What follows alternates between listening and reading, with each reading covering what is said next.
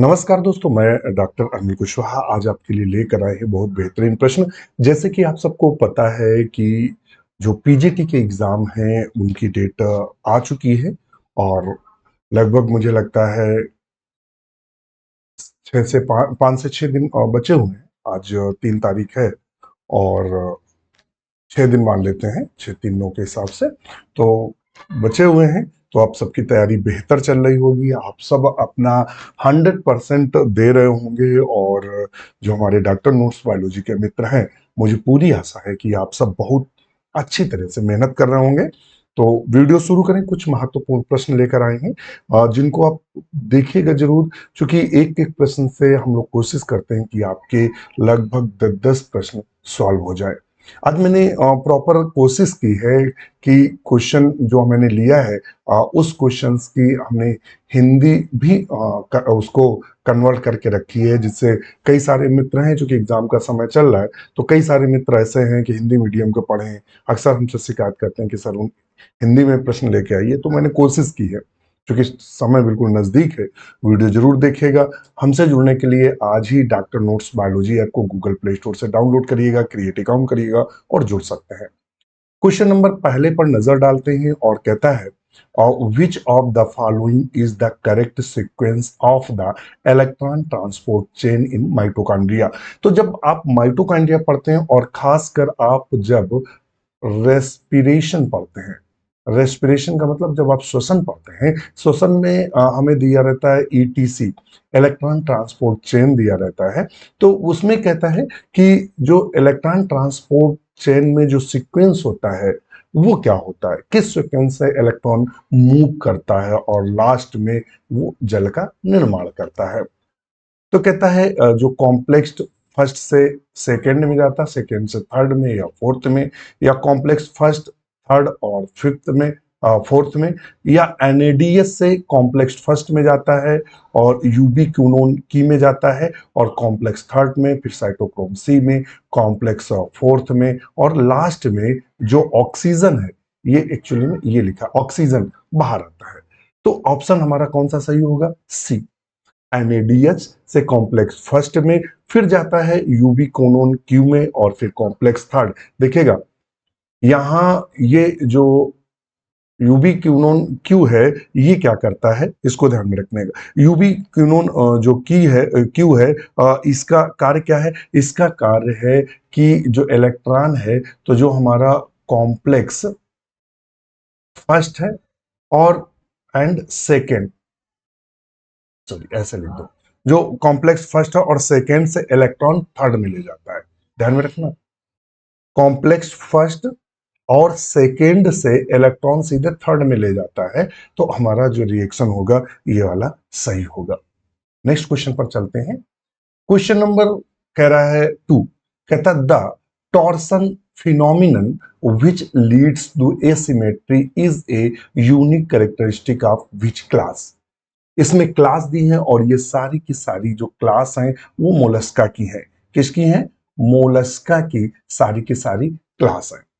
ठीक है, इन क्लासों में कहता है कि ये जो डिफरेंट टाइप की क्लास दी गई हैं, इनमें से टॉर्सन किस में पाया जाता है, ऐंठन किस में पाई जाती है, या जब वो जीव बनता है तो उसमें ऐंठन हो जाती है 180 अंश पर, 180 डिग्री पर वो घूम जाता है।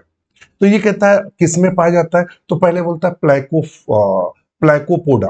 तो इसको थोड़ा सा इरेज कर दे तो बता दे प्लैकोपोडा में क्या आता है, तो आपके क्वेश्चन गलत होने। प्लैकोपोडा तो कहता है प्लैकोपोडा, प्लैकोपोडा में कौन आता है? बाई वाल्विया आता है, या बाई वाल्व मोलस्क आते हैं, जैसे सीपी वगैरह है आती है। सिफेलोपोडा में क्या आता है? सिफेलोपोडा में ऑक्टोपस आता है, ऑक्टोपस आता है और कटल फिश आती है, कटल फिश वगैरह आती है। गैस्ट्रोपोडा में पाइला आता है, क्या आता है? पाइला। और जो पॉलीप्लेकोफोरा में आता है वो काइटन आता है। ध्यान में रखना कौन आता है? काइटन। डायरेक्ट क्वेश्चन पूछता है काइटन जिसे पीजीटी में कई बार क्वेश्चन पूछ चुका है। आप हमारे प्लेलिस्ट में जाके देख सकते हैं। तो हमने इसके सारे मोलस्का के क्वेश्चन कराए हैं, और जो प्रैक्टिस से डॉक्टर नोट्स बायोलॉजी का फ्रीडम है उसमें हमने मोलस्का के सारे क्वेश्चन दे के रखे हैं आपके प्रैक्टिस के लिए। तो काइटन आता है, तो प्लैकीफोरा में कौन आता है हमारा, काइटन आता है। गैस्ट्रोपोडा में पाइला आता है। तो गैस्ट्रोपोडा ऐसा है, ध्यान में रखना, गैस्ट्रोपोडा ऐसा है कि जो इसका विसरल मांस होता है, कौन, विसरल जो मांस होता है वो रोटेट हो जाता है। क्या हो जाता है, रोटेट हो जाता है। कितने अंश पर, 180 अंश पर। इससे क्या होता है, जो इनकी बॉडी होती है वो एसिमेट्रिकल हो जाती है। क्या हो जाती है, ए सिमेट्री हो जाती है, यानी एसिमेट्रिकल हो जाती है, और एनस जो है वो हेड के ऊपर आ जाता है।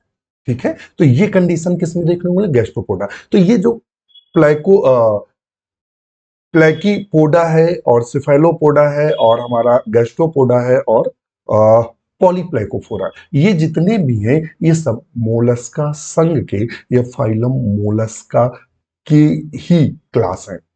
ठीक है, तो सब क्लासों बता दिया। अक्सर काइटन पूछ दिया जाता है किस क्लास का है, अक्सर पूछ दिया जाता है ऑक्टोपस किस क्लास का है। अक्सर क्वेश्चन पीजीटी में, टीजीटी में अक्सर देखने को मिलता है, क्या देखने को मिलता है कि वो वर्ग कौन सा है, सिफेलोपोडा का खास कैरेक्टर क्या होता है, तो इनके पैर सर के ऊपर पाए जाते हैं। ऐसे ऑक्टोपस होता है ना, तो सर नीचे होता है पैर ऊपर होते हैं, इसीलिए इनको बोलते हैं सिफेलोपोडा। मैंने सब बताया है, तो ऑप्शन सी को हम सही करेंगे। अधिक जानकारी कोई क्वेरी है तो इस नंबर पर आप कॉल मैसेज कर सकते हैं। क्वेश्चन नंबर 3 देखते हैं, कहता है इन ए डीएनए मॉलिक्यूल, एक डीएनए मॉलिक्यूल है, if the percentage of cytosine is 80। कहता है एक डीएनए मॉलिक्यूल है, तो जैसे साइटोसिन किसके साथ करती है, ग्वाइनिन के साथ। हाँ, तो इसकी परसेंट है 18%। तो इसका मतलब क्या होगा, ग्वाइनिन का भी परसेंट होगा 18%। तो कितना परसेंट हो गया, 36%। अगर हम 100% में 36 को अगर माइनस करेंगे तो बचेगा 64%।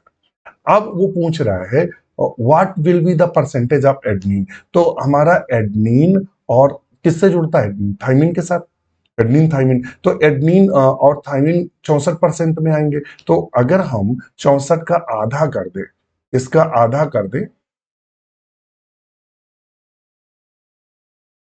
32 दूना 64, तो कितना आएगा 32। तो एडेनिन 32% हो जाएगा और थाइमिन भी 32%। तो अब वो पूछ रहा है कि डीएनए मॉलिक्यूल में परसेंटेज ऑफ साइटोसिन, जो साइटोसिन का प्रतिशत है वो 18% साइटोसिन पाई जा रही है। What will be the percentage of adenine. ठीक है, तो हम ऐसे लगाएंगे कि साइटोसिन का 18 है तो ग्वाइनिन का भी 18 होगा। ठीक है, अब इन दोनों को अगर हम जोड़ देंगे तो टोटल बनेगा 36। अब हमारे पास कितना बचा, यानी 36% अगर ये हैं, तो अब जो 64% बचे वो क्या होंगे, वो होंगे एडनिन और थाइमिन। तो अब इसको आधा एडनिन आधा थाइमिन, तो 32-32%। तो ऑप्शन बी को हम सही करेंगे। क्वेश्चन नंबर नेक्स्ट चलेंगे 4 पे। कहता है the Casparian strips in the endodermis. ये क्वेश्चन बहुत पूछा जाता है, रट्टा मार के जाइएगा एग्जाम में, पूछ देता है कि इंडोडर्मिस कैस्पेरियन स्ट्रिप पूछ देता है किस में पाई जाती है। तो कैस्पेरियन स्ट्रिप जो है वो इंडोडर्मिस में पाई जाती है। यहीं से क्वेश्चन और आंसर दो मिलकर बने हैं। पीजीटी में कई बार क्वेश्चन पूछा गया कि कैस्पेरियन स्ट्रिप किस में देखने को मिलती है। तो कैस्पेरियन जो स्ट्रिप है वो इंडोडर्मिस में देखने को मिलती है।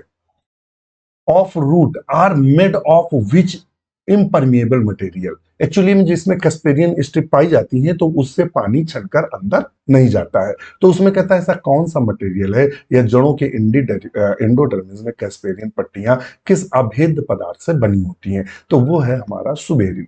किसकी बनी होती है, सुबेरिन की। तो ध्यान में रखना किसका बना होता है, सुबेरिन का। तो अब चलते हैं नेक्स्ट क्वेश्चन पर, और हमारा नेक्स्ट क्वेश्चन क्या कह रहा है। नेक्स्ट क्वेश्चन है 5।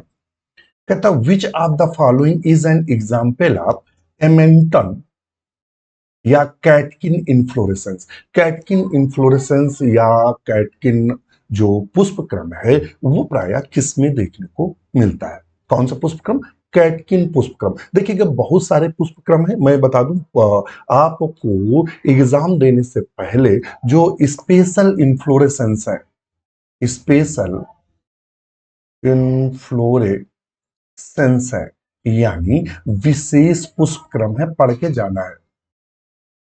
सॉरी, विशेष जो पुष्पक्रम है वो पुष्पक्रम है, सॉरी गलत लिख रहे हैं, पुष्पक्रम, विशेष जो पुष्पक्रम है वो आपको पढ़ के जाना है। जैसे कि कौन कौन से हैं, जैसे कि आपसे साइथियम पूछता है अक्सर एग्जाम में, मतलब इसको कटोरिया पुष्प बोलते हैं,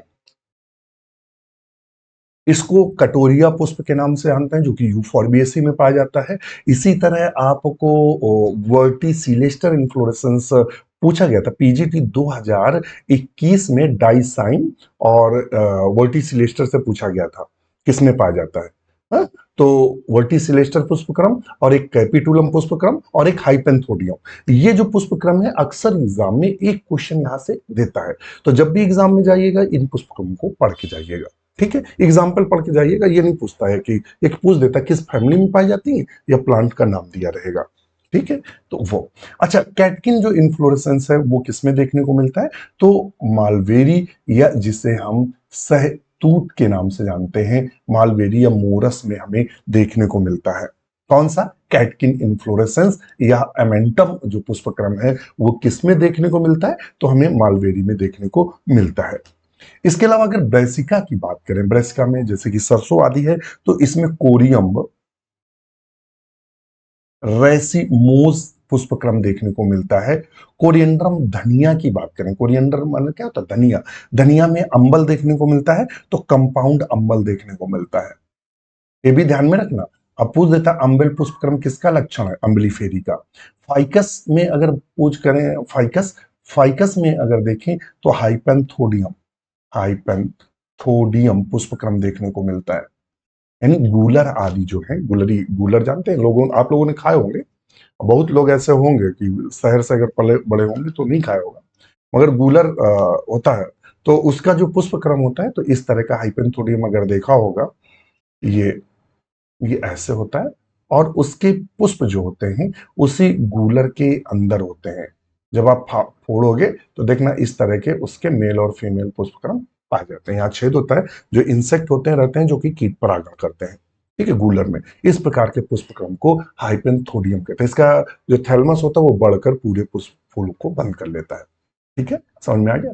तो ये है, तो इसमें आपको विशेष रूप से पुष्पक्रम पढ़ के जाना है, मतलब रट्टा नहीं मारना है, केवल आप एग्जाम्पल याद रखिएगा, फैमिली के नाम याद रखिएगा, किस फैमिली में कौन सा पुष्पक्रम देखने को मिलता है। खासकर जो स्पेशल बताए, जैसे कि साइथियम है, साइथियम जो पाया जाता है यूफॉर्बिएसी में पाया जाता है। आपसे पूछेगा वर्टिसिलेस्टर लैबिएट, वर्टिसिलेस्टर लैबिएटी में पाया जाता है, और आपसे पूछेगा लाइबिएटी में, हाँ, और हाइपेंथोडियम पाया जाता है फाइकस में, हाँ, फाइकस आदि में पाया जाता है, और कैपिटुलम पाया जाएगा तो कंपोस्टी में पाया जाता है, ठीक है। तो ये कुछ नाम याद रखिएगा। मैं आगाह कर रहा हूं आपको कि यहां से पुष्पक्रम से एक ना एक क्वेश्चन जरूर पूछता है। नेक्स्ट क्वेश्चन पर चलते हैं, और नेक्स्ट क्वेश्चन हमसे क्या कह रहा है, नेक्स्ट क्वेश्चन हमसे कह रहा है कि हॉर्टिग नेट is the characteristic feature of, हॉर्टिग जो नेट है किसका विशेषीकरण लक्षण है, स्पेशल क्वेश्चन है हार्टिग नेट। हार्टिग नेट किसका विशेषीकृत लक्षण है, तो ये क्या होता है, एक्चुअली में फंगस हाइफी होते हैं। क्या होते हैं, फंगस हाइफी होते हैं। फंगस हाइफी का मतलब होता है जो कवक जाल होता है, फंगल हाइफी नेटवर्क होता है, नेटवर्क बोल सकते हैं, या उसका जाल जो होता है हार्टिग। ये इसमें क्या होता है, ये inter cortical cell of plant, ये जो हाइफी होती हैं या जो कवक होते हैं उनका जो माइसीलियम होता है, तो जो बड़े प्लांट होते हैं या दूसरे पौधे होते हैं उनका माइसीलियम मान लेते हैं ये कोई फंगस है, ये फंगस है, और इसका जो माइसीलियम है मान लेते हैं ये कोई बहुत बड़ा प्लांट है, और इसकी जो रूट है, रूट की कॉर्टिकल सेल में प्रवेश कर जाते हैं, इसी को बोलते हैं हॉर्टिग नेट। हार्टिंग हार्टिंग नेट के नाम से जानते हैं। समझ में आ गया? तो ये कहता है इंडोमाइकोराइजा होता है, समझिएगा। तो इंडोमाइकोराइजा जनरली कौन found in crop, found in crop. और जो एक्टोमाइकोराइजा होता है ये बड़े बड़े ट्री में देखने को मिलता है, तो ये कहलाएगा एक्टोमाइकोराइजा। लाइकेन सब आप जानते हैं। तो हार्टिक नेट अगर पूछे किसका लक्षण है, तो हार्टिक नेट जो लक्षण है वो एक्टोमाइकोराइजा का लक्षण है, एक्टोमाइकोराइजा। माइकोराइजा क्या होता है कि कुछ कवक ऐसे होते हैं जिनके माइसिलियम बढ़ते रहते हैं और पास में जो पेड़ होते हैं उनकी जड़ों के साथ इंटरकनेक्ट हो जाते हैं।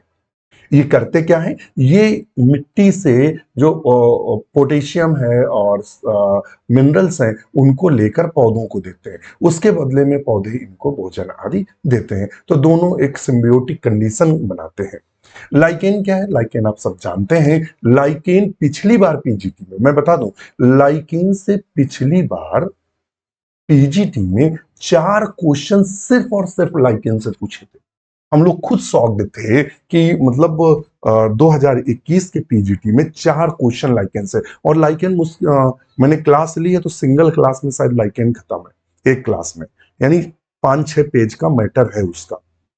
लाइकेन का स्ट्रक्चर, लाइकेन के एग्जाम्पल और लाइकेन के एग्जाम्पल, लाइकेन का स्ट्रक्चर और इकोनॉमिक इंपॉर्टेंस।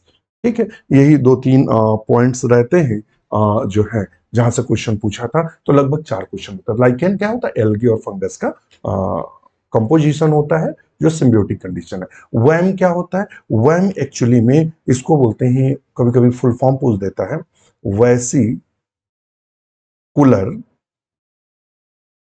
और बस्कुलर माइकोराइजा के नाम से जानते हैं। एक्चुअली में ये इंडो माइकोराइजा का ही रूप है। ठीक है, तो ऑप्शन हम बी को सही करेंगे। और यदि आप हमसे जुड़ना चाहते हैं तो मैं आपको बता दूं कि यदि आप तैयारी कर रहे हैं तो एक चीज ध्यान में रखिएगा, मैं सलाह दे रहा हूं, आप लाख पढ़ाई कर लें, आप बहुत मेहनत कर लें, 10 घंटे पढ़ लें, मगर कोई ना कोई ऐसा तो हो कि आपकी मेहनत का मूल्यांकन करे। एग्जाम में आपने एक चीज महसूस की होगी कि एग्जाम में जब आप पेपर देखते हैं लगता है सरल है, जब आप उनके ऑप्शन लगाते हैं तो आपको लगता है ए भी सही है, बी भी सही है, सी भी सही, डी, अब आपको लगता है डी लगाएं, सी लगाएं, यार ये तो सब एक है। फिर कंफ्यूजन में आप गलत कराते हैं, या क्वेश्चन पढ़ने में गलती कर देते हैं, या समझने में गलती कर देते हैं, या आप टॉपिक पढ़ जाते हैं और वो कुछ समय बाद भूल जाते हैं। आज तैयारी की और कल क्वेश्चन लगा रहे हैं। तो ये सारी समस्याओं का जो अंत है वो हमारा प्रैक्टिस सेट है, और ये प्रैक्टिस सेट अभी तक 899 का था, और एग्जाम की वजह से ये केवल 599 का प्रैक्टिस सेट है। इसमें आपको 95 प्रैक्टिस सेट मिलेंगे, 95 प्रैक्टिस सेट। 95 समझते हैं कितना? 95। अगर एक एक प्रैक्टिस सेट लगाएं तो मतलब आप, और टॉपिक वाइज है, इसमें दोनों है, सारे टॉपिक वाइज हैं। जो टीजीटी, पीजीटी, एलटी, जीआईसी या जो भी हैं उनके जो टॉपिक हैं उनके बेस पर हैं। जैसे एल्गी का अलग है, एल्गी का अलग है, फंगस का अलग है, और प्रोटोजोआ का अलग है, और यूनियो का अलग है, पैरामीशियम का, इस तरह सारे प्रैक्टिस सेट दिए हैं। तो इससे क्या होगा कि आप जैसे प्रोटोजोआ पढ़ा, प्रोटोजोआ का प्रैक्टिस सेट लगाइए तो आपको पता चल जाएगा हम गलतियां कहाँ कर रहे हैं, और जैसे ही लगा के सबमिट करके हटेंगे वो तुरंत बताएगा कितने सही किए, कितने गलत किए, सही आंसर क्या था, गलत आंसर क्या था, कितना समय लिया। तो आपको क्या है, यहाँ हम क्या करते हैं, रीटेक कर सकते हैं, मल्टीपल टाइम दे सकते हैं। तो आप यहाँ रीटेक कर सकते हैं प्रैक्टिस सेट को। आप यहाँ गलती करेंगे तो आप टॉपिक समझ में आएगा कि हम पढ़ने में क्या गलती कर रहे हैं, हम पढ़ रहे हैं तो गलतियां क्यों, स्कोर क्यों नहीं खिंच रहा है, तो नोट्स में क्या जरूरत परिवर्तन करना है, तो यहां से सुधार करेंगे। प्रैक्टिस सेट अगर आप मतलब जितनी थ्योरी जरूरी है उतनी प्रैक्टिस है, इधर प्रैक्टिस थ्योरी पढ़ेंगे, उधर हम प्रैक्टिस सेट देंगे, तो हमारी जो तैयारी है वो बूस्ट होती जाएगी। हमें एग्जाम में जो क्वेश्चन आप गलत कराते हैं आते हुए और एक एक क्वेश्चन से बाहर हो जाते हैं, वो समस्या दूर हो जाएगी। तो आज ही प्रैक्टिस लें। डॉक्टर नोट्स बायोलॉजी से सस्ता और अच्छा प्रैक्टिस सेट कोई नहीं दे सकता। 95, 95, और हो सकता है टीजीटी के एग्जाम तक 100 भी पहुंच सकता है। हम बिल्कुल मतलब वो होता है ना, परिवार की तरह दे रहे हैं, दे रहे हैं, दे रहे हैं। ठीक है, वैलिडिटी 1 साल रहेगी, आज ही करें, चाहे वो आप टीजीटी की तैयारी कर रहे हो, पीजीटी कर रहे हो, एलटी, जीआईसी किसी कर रहे हो, प्रैक्टिस सेट जरूर लगाइएगा। और दूसरा मैं आपको और जानकारी दे दूं कि यदि आप टीजीटी और पीजीटी, चूंकि देखिए अप्रैल मई जून तक एक बड़ी वैकेंसी टीजीटी और पीजीटी की बड़ी वैकेंसी आने वाली है। यदि आप तैयारी को कंटिन्यू रखें, अगर आप तैयारी कर रहे हो कंटिन्यू रखिएगा, अगर यहाँ चूके तो अगली वैकेंसी में सिलेक्शन हो जाएगा। जो लोग थोड़ा समय पढ़ने के बाद एग्जाम दिए फिर सो गए, उनका सिलेक्शन नहीं होता है। हमारा बैच है जो विजेता और लक्ष्य, इनमें से कोई भी बैच ले लीजिए, केवल 1100 ने इस समय ऑफर चल रहा है।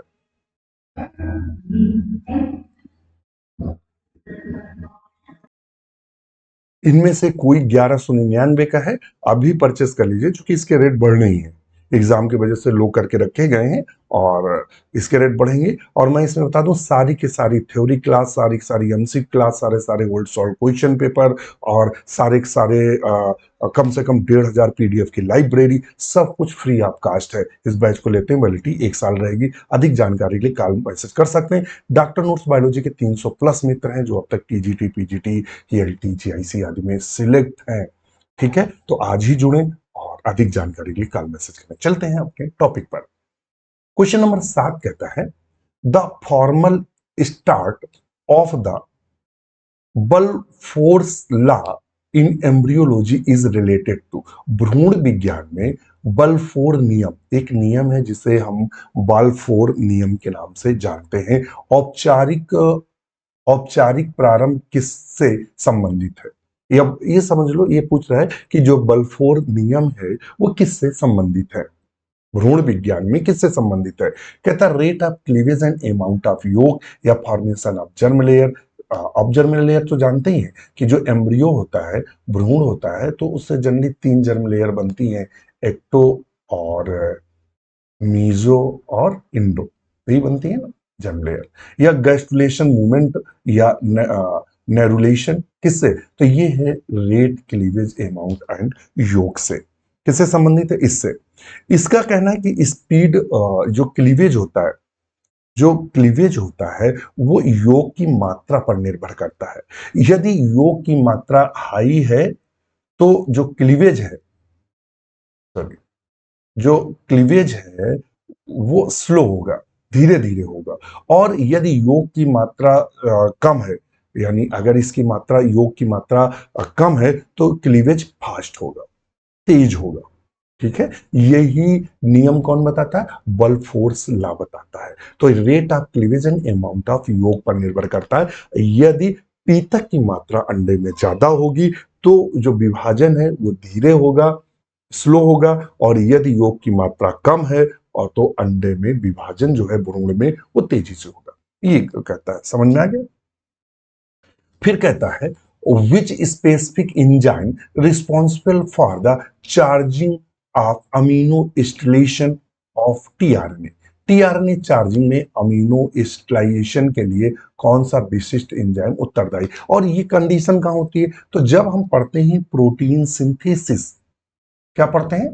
प्रोटीन सिंथेसिस पढ़ते हैं या प्रोटीन का निर्माण पढ़ते हैं, तो वहां आप देखेंगे कि जो टीआरएनए होते हैं, कौन, जो टीआरएनए होते हैं, ये टीआरएनए अमीनो एसिड को टांगने का कार्य करते हैं या ले जाने का कार्य करते हैं। तो ये कहता है कि जो इनकी चार्जिंग होती है या ये एक्टिवेट होते हैं, बोल सकते हैं ये जो एक्टिवेट होते हैं वो किस एंजाइम की वजह से होते हैं? तो कहता है आरएनए पॉलीमरेज से होते हैं या अमीनो एसिड टीआरएनए सिंथेसेस। तो ये होते हैं अमीनो एसिड टीआरएनए सिंथेटेस के द्वारा ये चार्ज होते हैं और इसी कारण ये अमीनो एसिड को एक स्थान से दूसरे स्थान ले जाने का कार्य करते हैं। कहां? तो ये प्रोटीन संश्लेषण में ले जाने का कार्य करते हैं। पेप्टाइल ट्रांसफरेंस का तो आप सब जानते हैं कि अमीनो एसिड के जो मध्य में बंध बनता है वो बनाने का काम करते हैं। डीएनए लाइगेज को ग्लू के भी नाम से जानते हैं, ये डीएनए खंडों को जोड़ने का कार्य करता है। नेक्स्ट क्वेश्चन पर चलते हैं।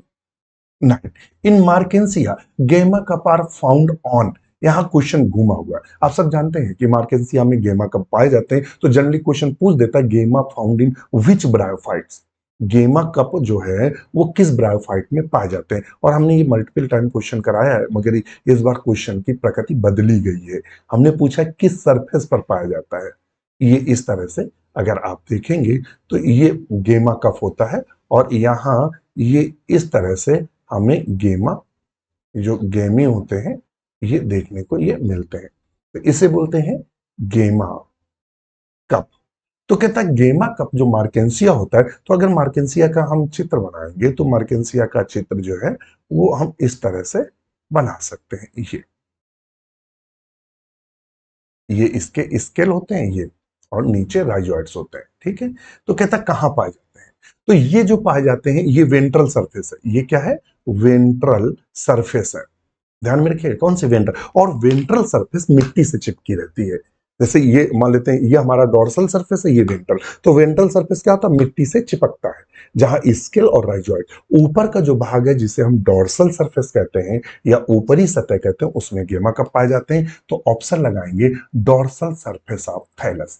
थैलस के डोर्सल सरफेस। अगर ये पूछ दे स्केल किस सरफेस पे पाए जाते हैं, तो हम लिखेंगे कि वेंट्रल सरफेस पर हमारे स्केल और राइजॉइड्स पाए जाते हैं। एंथ्रीडियोफोर और आर्चिगोनियोफोर क्या होता है? एक स्टाक नुमा संरचना होती है, इडेंटल नुमा, जिसके ऊपर आर्चिगोनियम लगी रहती है, उसे आर्चिगोनियोफोर, इसको क्या बोलते हैं? आर्चिगोनियोफोर के नाम से जानते हैं। इसी तरह इसमें जो लगा रहता है जिसमें एंथ्रीडियम, उसे एंथ्रीडियोफोर के नाम से जानते हैं।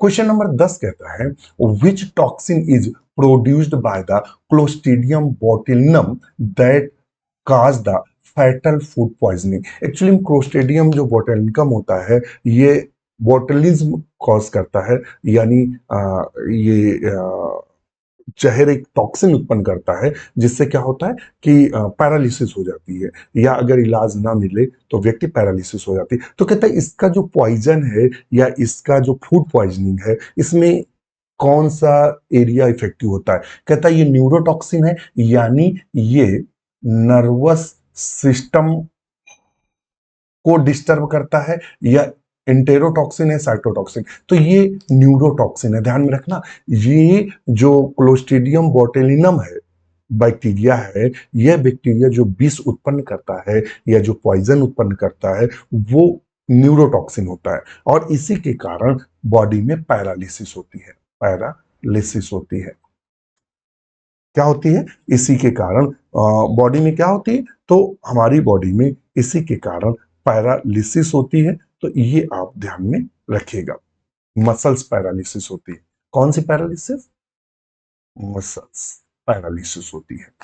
इंटेरोटॉक्सिन क्या होता है? इंटेरोटॉक्सिन बैक्टीरिया के द्वारा, जो बैक्टीरिया टॉक्सिन सबस्टेंस है, टॉक्सिन सब स्टेंस है, बैक्टीरिया के द्वारा एक छोड़ा गया टॉक्सिन पदार्थ है, जो क्या करता है? Intestine affected affected the intestine, ये आंत को प्रभावित कर, इंटेस्टाइन आंत को प्रभावित करता है। वो पॉइजन जो आंत को प्रभावित करता है उसे एंटेरोटॉक्सिन बोलते हैं, ध्यान में रखना।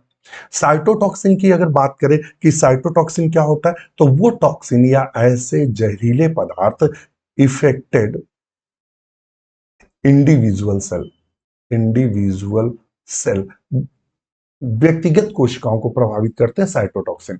इंडोटॉक्सिन क्या है? कि ऐसे टॉक्सिन पदार्थ जो बैक्टीरिया सेल के अंदर टॉक्सिन उत्पन्न करते हैं, जो होता है उसे हम इंडोटॉक्सिन बोलते हैं, जो बैक्टीरिया के अंदर होता है। ठीक है, तो ये सारे टॉक्सिन थे, तो हमारा ऑप्शन ए सही होगा, न्यूरोटॉक्सिन। क्वेश्चन नंबर चलते हैं 11 पर।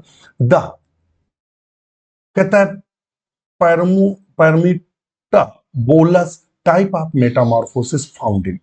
दो पैरोमेटाबोलस जो मेटामॉर्फोसिस है वो किसमें पाई जाती है, या इस प्रकार का कायांतरण किसमें देखने को मिलता है? तो हम आपको बता दें कि ये जो पैरा होती है, इसको हम किसके नाम से जानते हैं? तो ये एक्चुअली में एक टाइप ऑफ मेटामॉर्फोसिस है। मेटामॉर्फोसिस का प्रकार है।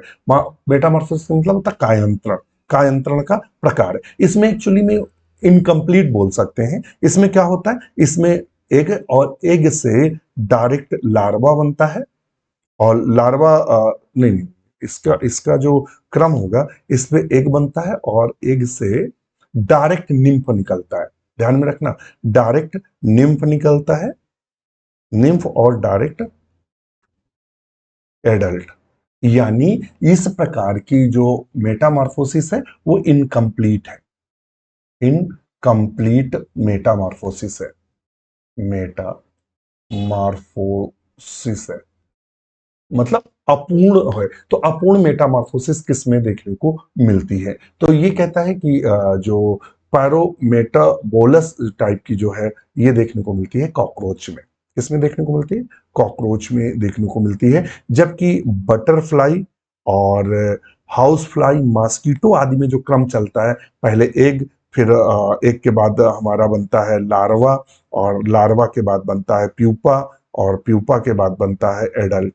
ये कंप्लीट कंप्लीट मेटामॉर्फोसिस पाई जाती है, जिसे हम किसके नाम से जानते हैं? तो जिसे हम होलो मेटाबोलस के नाम से जानते हैं, बोलस। और ये क्या है? पैरामेटाबोलस। जो पैरोमेटाबोलस होता है वो इनकम्प्लीट होती है, और होलो मेटाबोलस वो कंप्लीट होती है।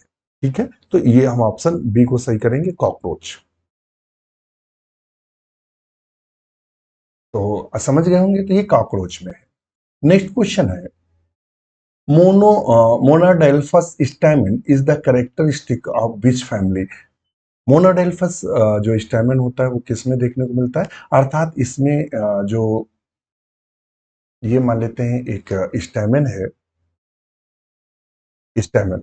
ठीक है, स्टैमेन के जो ये फिलामेंट है, फिलामेंट आपस में जुड़ जाते हैं और जो ये अलग रहते हैं। तो ये कंडीशन हमें गुड़हल में स्पष्ट देखने को मिलती है। जब गुड़हल का आप फूल लेते हैं तो इसमें देखना इस तरह से अ, ये ये ये कंडीशन आप देखने को पाएंगे, ये ऐसे चोटी लगी रहती है। तो ये मोनोडाल्फस कंडीशन है। तो गुड़हल किसकी कंडीशन है? गुड़हल पाया जाता है मालवेसी का सदस्य है। तो मोनोडाल्फस कंडीशन हमें मालवेसी में देखने को मिलती है। किसमें देखने को मिलती है? मालवेसी में। अगर पूछ दे डाई डेल्फस कंडीशन किस में देखने को मिलती है, तो वो फैबेसी में देखने को मिलती है, डाई डेल्फस कंडीशन। ठीक है, फैबेसी में, यानी लेग्यूमिनेसी कुल में देखने को मिलती है। और मटर आदि में ये आपको स्पष्ट रूप से दिखाई देगा कि उनमें 9+1 होता है, यानी 9 स्टेमिन इस तरह से के फिलामेंट्स साथ में होते हैं, 1 2 3 4 5 6 7 8 और 9, और एक ये यहाँ एक एक ये अलग लगा रहता है। तो इससे 9+1 कंडीशन है, डाइडेल्फस यानी दो के समूह में देखने को मिलती है। और मोनोडेल्फस का मतलब एक के समूह में देखने को मिलता है। ठीक है, पॉलीडेल्फस का मतलब क्या है? कई समूहों में देखने को मिलता है। ठीक है, तो ये कंडीशन है। नेक्स्ट क्वेश्चन पर चलते हैं, 13 पे। कहता which of the following is the most primitive group of algae? जो शैवाल है, शैवाल का सबसे आदिम प्रकार का यानी सबसे पुराने प्रकार का जो ग्रुप है वह कौन सा है? तो इसमें उसने क्लास दिया है क्लोरोफाइसी, जिसे हम ग्रीन एल्गी के नाम से जानते हैं। फियोफाइसी, जिसे हम ब्राउन ब्राउन एल्गी के नाम से जानते हैं, भूरे शैवाल। साइनोफाइसी, जिसे हम ब्लू ग्रीन एल्गी के नाम से जानते हैं, ब्लू ग्रीन एल्गी के नाम से जानते हैं। रोडोफाइसी, इसे हम रेड एल्गी के नाम से जानते हैं। तो साइनोफाइसी जो समूह है, साइनोफाइसी समूह जो है ये प्रोकैरियोट्स है। क्या है? प्रोकैरियोट्स है। प्रोकैरियोट्स का मतलब क्या है? ये बैक्टीरिया से मिलता जुलता है या बैक्टीरिया की तरह लक्षण रखता है, इसीलिए इसे हम साइनोबैक्टीरिया भी कहते हैं। ब्लू ग्रीन एल्गी को हम दूसरे किस नाम से जानते हैं? साइनोबैक्टीरिया। तो सबसे आदिम कौन हो गया? साइनोबैक्टीरिया। भाई यूकैरियोटिक जो है, जो जीव है वो एडवांस है, प्रोकैरियोट्स क्या है? प्रिमेटिव है। तो यहां ऑप्शन हम कर लेंगे साइनोफाइसी। नेक्स्ट क्वेश्चन है, Mullerian mimicry is characterised by? जो मुलेरियन मिमिक्री है, विशेषता क्या? मुलेरियन मिमिक्री का मतलब समझ लो, कुछ जीव ऐसे होते हैं, देखिएगा कीट पतंगे ऐसे होते हैं कि पता लगा जो कीट है पत्ती पर बैठा है, और आपको ये नहीं समझ में आ रहा कि वो पत्ती है कि कीट है। तो वो कारण क्या होता है? अपने शत्रुओं से बचने के लिए कुछ जीव मिमिक्री करते हैं। क्या करते हैं, मिमिक्री करते हैं। या जब कोई शत्रु देखेंगे तो अपने शरीर को बहुत ज्यादा फुला देंगे जिससे शत्रु डर जाए, ये कहलाता मिमिक्री करना। क्या करना, मिमिक्री करना। तो कहता मुलेरियन जो मिमिक्री है वो कैरेक्टरिस्टिक फीचर किसका है, तो टू और मोन unpalatable species mimicking each other, जब दो जातियां, दो या दो से अधिक जातियां एक दूसरे की मिमिक्री करती हैं उसे हम मुलेरियन मिमिक्री के नाम से जानते हैं। ठीक है, तो ऑप्शन बी को सही करेंगे। क्वेश्चन नंबर 15 है, कहता स्वान निक फ्लास्क एक्सपेरिमेंट किसने दिया था, तो लुइस पास्चर। लुइस पास्चर का जब आप एक्सपेरिमेंट पढ़ते हैं तो उन्होंने इस तरह से एक एक्सपेरिमेंट दिया था जिसमें इस तरह का उन्होंने नली को मोड़ के रखा था, जिसे स्वान निक फ्लास्क एक्सपेरिमेंट है। डिस्प्रूव्ड विच थ्योरी, इन्होंने किस थ्योरी को या किस सिद्धांत को डिस्प्रूव कर दिया था, यानी जिसके खिलाफ दिया था, यानी उस ये कहा कि ये थ्योरी खराब है, तो वो दिया था किसके, थ्योरी ऑफ स्पॉन्टेनियस जनरेशन या ए बायोजेनेसिस, किसके प्रति दिया था, तो उन्होंने जो दिया था वो दिया था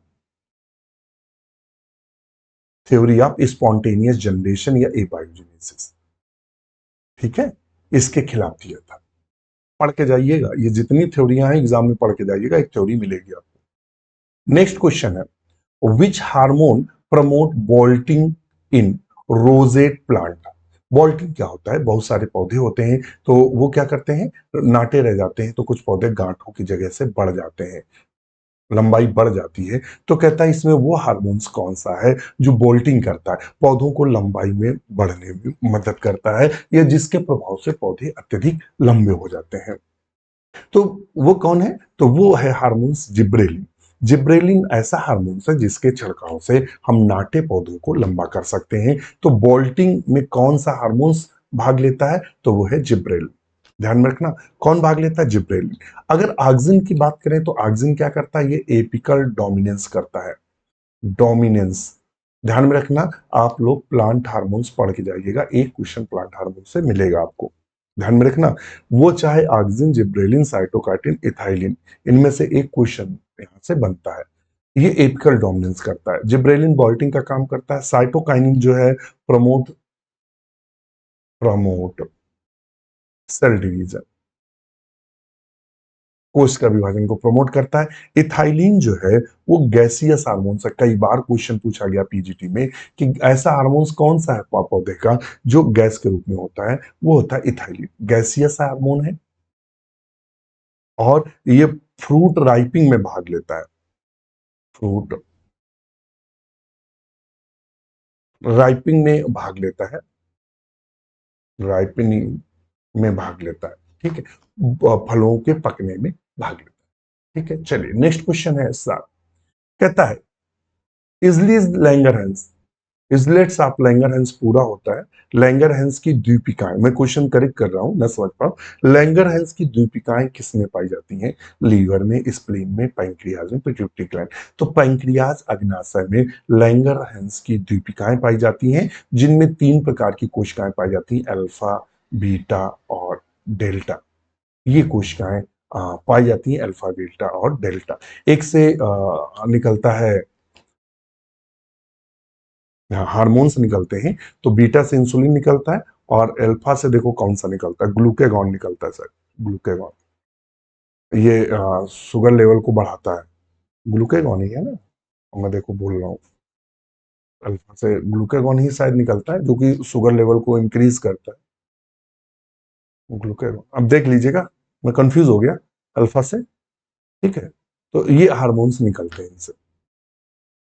नेक्स्ट क्वेश्चन है, टीनिडिया आर द रेस्पिरेटरी ऑर्गन्स, टीनिडिया किसका श्वसनांग है या किसका श्वसन अंग है। टीनिडिया देखिएगा कॉम्ब, जो टीनिडिया होता है वो कॉम्ब लाइक स्ट्रक्चर होता है, ध्यान में रखना, टीनिडिया क्या होता है, comb Gill like, comb Gill होते हैं, कॉम्ब गिल होते हैं, कंघे के नुमा इस तरह से जैसे होता है, ये ऐसे, तो इसमें इस तरह के गिल लगे रहते हैं जिसको कॉम्ब बोलते हैं, कंघे की तरह। तो कहता है टेनिडिया ये किसका रिस्पेक्टरी है, तो ये मोलस्का में देखने को मिलता है, किसमें देख, मोलस्का में। आर्थ्रोपोडा में क्या देखने को मिलता है, तो अगर आर्थ्रोपोडा की बात करें तो आर्थ्रोपोडा में जो गिल के द्वारा होता है या बुक लंग्स के द्वारा होता है। बुक लंग्स, एग्जाम में क्वेश्चन पूछा गया बुक लंग्स, तो बुक लंग्स किस में पाए जाते हैं? बुक लंग स्कॉर्पियो में पाए जाते हैं, स्कॉर्पियन यानी क्या बोलेंगे, बिच्छू में। और ट्रैकिडियल सिस्टम आदि के द्वारा होता है। इकाइनोडर्मेटा की अगर बात करें तो डर्मल डर्मल ब्रैंकी के द्वारा होता है, या जिसे हम पाइपुली के नाम से जानते हैं। और एनिलिड्स में तो आप सब जानते हैं क्यूटेनियस रेस्पिरेशन होता है, यानी स्किन के द्वारा। ठीक है, तो चूंकि हमारा ऑप्शन बी सही है तो बी को सही करेंगे। क्वेश्चन नंबर 19 कहता है which of the following is nullisomic condition. Nullisomic condition कई बार टीजीटी में पूछा गया, इनके सबके नाम याद रखिएगा। 2n प्लस अगर 1 है तो इसे हम किसके नाम से जानते हैं? तो इसे हम ट्राइसोमी के नाम से जानते हैं। किसके नाम जानते हैं? ट्राइसोमी। अगर 2n माइनस 1 है तो इसे मोनोसोमी बोलते हैं, मोनोसोमी। और 2n माइनस 2 है तो इसे हम नलीसोमी बोलते हैं। और ये है तो इसे टेट्रासोमी के नाम से आता है। ठीक है, तो आपसे पूछता है, अगर पूछ दे डबल नलीसोमी क्या होगा, तो 2n-2 ध्यान में रखना, इसको ध्यान में रखना, फोन मत कर देना। ठीक है, तो ये सारे हमने बता दिए। तो नलीसोमी क्या होगा? ये वाला 2n-2। फिर बोलता है amphivasal vascular bundle are those which are. Amphivasal संवाहिनी बंडल होते हैं, तो इनके एग्जाम्पल जरूर एग्जाम में पढ़ के जाइएगा कि एम्फीवेसल वैस्कुलर बंडल प्राय किस में पाए जाते हैं। इसको रट्टा मार के जाइएगा, एग्जाम में पूछता है एम्फीक्राइवल, एम्फीवेसल, इस तरह के नाम देता है। तो जो एम्फीवेसल है इसको दूसरा नाम है लेप्टो सेंट्रिक वैस्कुलर बंडल के नाम से जानते हैं। ये एम्फीवेसल वैस्कुलर बंडल पाया किस में जाता है? एग्जाम्पल एग्जाम में रट के जाइएगा, ये जनरली ड्रेसिना और इयक्का में देखने को मिलता है। ड्रेसिना और इयक्का दो प्रकार के वेस्कुलर बंडल होते हैं, ध्यान में रखिएगा। एक ऐसे होते हैं जिनका जाइलम मध्य में होता है और फ्लोयम चारों तरफ से उनको घेरे रहता है। तो ये हो गया हमारा फ्लोयम, ये हो गया जाइलम। इसको हम क्या बोलते हैं? Amphi tribal. और दूसरा होता है जिसमें फ्लोयम मध्य में होता है और जाइलम चारों तरफ से होता है। मान लेते हैं ये है जाइलम और ये है फ्लोयम, तो इसको बोलते हैं एम्फीवेशल, एम्फीवेशल वैस्कुलर बंडल। इसको क्या बोलते हैं? Amphivasal vascular bundle, xylem surrounds phloem. तो ऑप्शन क्या सही करेंगे? तो ऑप्शन बी को सही करेंगे। ये हो गया एम्पी वेसल, ये हो गया एम्पी क्राइवल, दोनों को समझ में रखिएगा। ये जो पाए जाते हैं ये टेरोफाइट साथ में देखने को मिलते हैं। नेक्स्ट क्वेश्चन है 21 नंबर। 21 नंबर क्वेश्चन हमसे कह रहा है which class of enzyme catalyse the joining of two molecules. इसमें से वह एंजाइम कौन है जो दो मॉलिक्यूल्स को जोड़ने में मदद करता है? वो कौन है? ध्यान में रखना, वो कौन है? तो वो है हमारा लाइगेज। क्या है? लाइगेज, जो डीएनए के खंडों को जोड़ने में, इस तरह से उनको ज्वाइन करने में होता है। हाइड्रोलेस क्या होता है? ये पानी के अणुओं से रासायनिक बंध को तोड़ता है, यानी जल के अणुओं से जलता है। आइसोमेरेस क्या है? ये आइसोमर में कन्वर्ट कर देता है, प्रतिरूप बना देता है। ट्रांसफरेस क्या है? ये ग्रुप को ट्रांसफर कर देता है या बदल देता है। ठीक है, तो हमारा यहाँ ऑप्शन होगा लाइगेज। क्वेश्चन नंबर 22 है veliger larva found in the life cycle of. Veliger larva किसके जीवन चक्र में पाया जाता है? तो देखिएगा स्टारफिश में जनरली बाइपिनेरिया पाया जाता है, पिनेरिया लार्वा। मोलस्का में क्या पाया जाता है? तो मोलस्का में वेलिजल लार्वा हमें देखने को मिलता है, जैसे कि पाइला में। ओबिलिया में क्या पाया जाता है? प्लैनुला लार्वा पाया जाता है।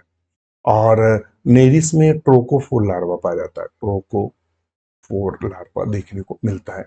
तो ऑप्शन हम सही क्या सही करेंगे? बी को। क्वेश्चन नंबर 23 चलते हैं, कहता है one gene one enzyme hypothesis was proposed by. एक जीन एक एंजाइम किसने दिया था? तो ये दिया था बीडल और टैटम ने। वन एंजाइम वन किसमें दिया था? तो ये दिया था न्यूरो स्पोरा फंगस में। कवक में। न्यूरोस्पोरा को रेड ब्रेड मोल्ड के नाम से जानते हैं, तो बीडल टेटम। जैकब और मोनार्ड ने क्या दिया था? तो जैकब और मोनार्ड ने दिया था ओपरान मॉडल। ओपरान मॉडल दिया था, याद रखना, एग्जाम पूछेगा। वाटसन क्रिक ने दिया था डबल हेलिक्स मॉडल दिया था। हेलिक्स मॉडल डीएनए का दिया था, डीएनए का। हर्सी चीज ने क्या सिद्ध किया था कि DNA is a genetic material, यह सिद्ध किया था। ठीक है, तो मैंने सारा कुछ आपको बता दिया है। कैरियोगेमी क्या होता है? Fusion of karyogamy. देखिए दो गर्मी होते हैं, एक होता है प्लाज्मोगेमी, प्लाज्मोगेमी जिसमें दो साइटोप्लाज्म मिलते हैं, जिसमें दो केंद्रक मिलते हैं, उसे हम कैरियोगेमी के नाम से जानते हैं, केंद्रों के मिलन को। क्वेश्चन नंबर 25 का आंसर आप करेंगे, और which ecological pyramid can be inverted in parasitic food chain. जो परजीवी फूड चेन होती है, जो परजीवी फूड चेन होती है, उसमें उल्टा पिरामिड बनता है। Pyramid of energy, pyramid of number, या पिरामिड ऑफ मायोमास। इनमें से आंसर करिएगा कि यदि हमारा जो खाद्य श्रृंखला है, यदि वो परजीवी खाद्य श्रृंखला है, तो उसमें किसका पिरामिड, ऊर्जा का पिरामिड, या नंबर का पिरामिड, संख्या का, या जवाहर का पिरामिड उल्टा बनता है? तो आप हमें बताएंगे, हम आपके आंसर का इंतजार करेंगे। वीडियो कैसा लगा कमेंट जरूर करिएगा। इसी के साथ हमें आज्ञा दीजिए, नमस्कार।